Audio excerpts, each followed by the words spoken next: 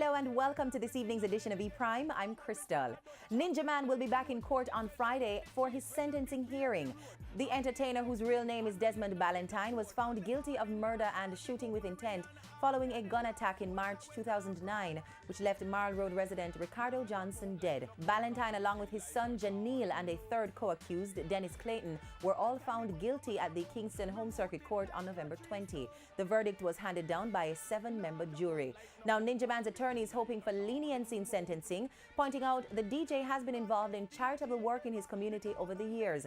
The 44-year-old dancehall legend is facing life imprisonment.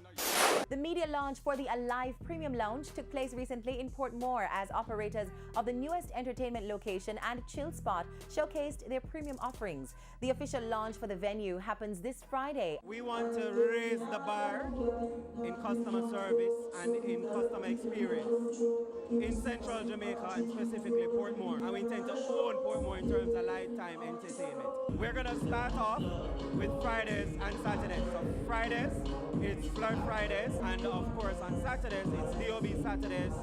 5 Jamaican artists have made the Billboard magazine's top 15 reggae albums list for 2017.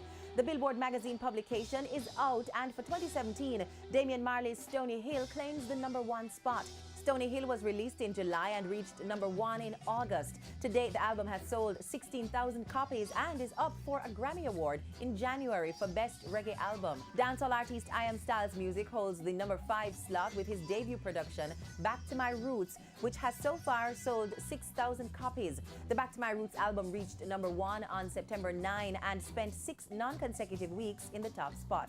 At number 14, The Legend Live, Santa Barbara County Bowl, November 25, 1979 by Bob Marley and the Wailers.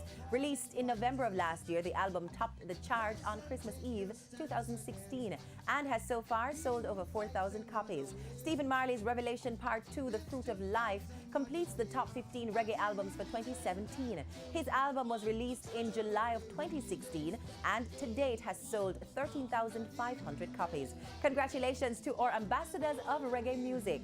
And that's it for this evening's edition of E-Prime. I'm Crystal. Thank you so much for watching. E-Prime.